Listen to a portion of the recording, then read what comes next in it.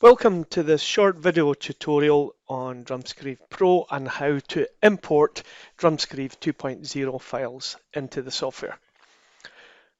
So navigate to the Tools ribbon, click on the Import from DrumScriobh 2.0, select your .dst file, and then it comes.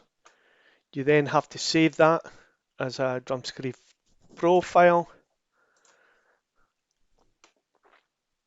and click Save. You will note that the extension is DMB.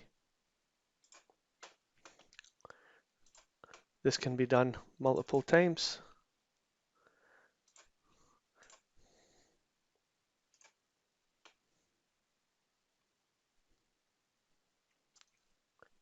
These files can then be edited and played back as per DrumScriobh 2.0. Okay, thank you.